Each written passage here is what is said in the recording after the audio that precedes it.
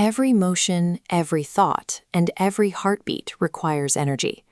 But humans cannot absorb radiation directly from the sun, and we cannot pull nutrients straight from the soil. Instead, we rely on a chemical proxy. Carbohydrates operate as a biological bridge, capturing environmental energy and locking it down into a highly stable format.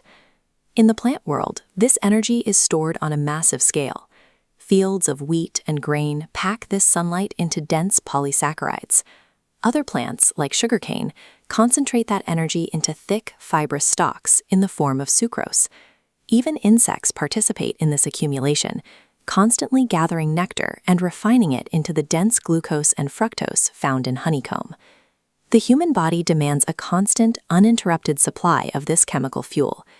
If the concentration of glucose drops too low, a condition called hypoglycemia, the brain rapidly begins to starve, causing trembling, drowsiness, and eventual loss of consciousness.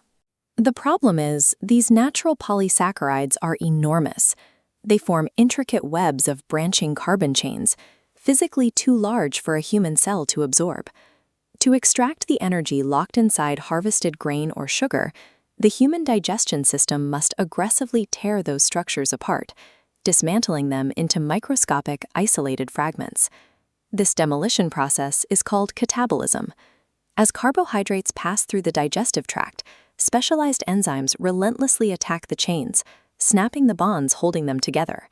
Eventually, massive starch and sucrose molecules are reduced to 3 basic units: galactose, fructose, and D-glucose. The liver intercepts the galactose and fructose, reconfiguring their chemical structure. By the time they leave, all are converted into D-glucose, the primary fuel powering physiological life. This newly unified fleet of simple glucose molecules is absorbed completely by the small intestine and flushed directly into the circulating bloodstream. Because it travels entirely through the blood, physicians can pull a direct sample from a vein to measure its exact concentration. It serves as a primary indicator of a patient's overall metabolic health at any given moment. Glucose cannot simply force its way into fat or muscle cells. The pancreas secretes a polypeptide hormone called insulin, which facilitates transport across the cell membranes. Getting the glucose through the cell wall is strictly a delivery mechanism. The actual biochemical process of extracting energy from that molecule has not yet begun. Once inside the cell, the body applies a strict metabolic triage. If the blood delivers more glucose than the tissues require, the excess must be warehoused. Through glycogenesis, the liver and muscles link glucose units to build a complex branched polymer called glycogen. Looking at the multi-pronged alpha-1,6 branches here, we see an evolutionary advantage. When fuel is needed, enzymes attack these branches simultaneously, rapidly releasing single glucose units. When a cell requires that immediate energy, it pulls glucose from these reserves, or directly from the blood.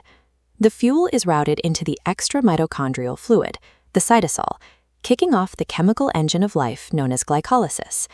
Here, the 6-carbon glucose molecule undergoes a sequence of precise enzymatic reactions until it is physically cleaved in half, yielding 2 smaller molecules of pyruvate. The entire point of this cellular division is the byproduct, the synthesis of ATP. This is the universal chemical currency that actually pays for cellular work. During periods of intense, strenuous exercise, skeletal muscles can contract faster than their oxygen supply can keep up. In this anaerobic state, the pyruvate is converted into lactic acid. Rather than discarding this acidic byproduct, the body initiates the Cori cycle.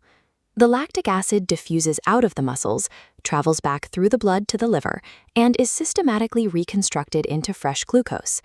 The sequence demonstrates a highly efficient closed-loop economy. The human metabolism continuously recycles intermediate molecules to ensure no viable chemical energy goes to waste.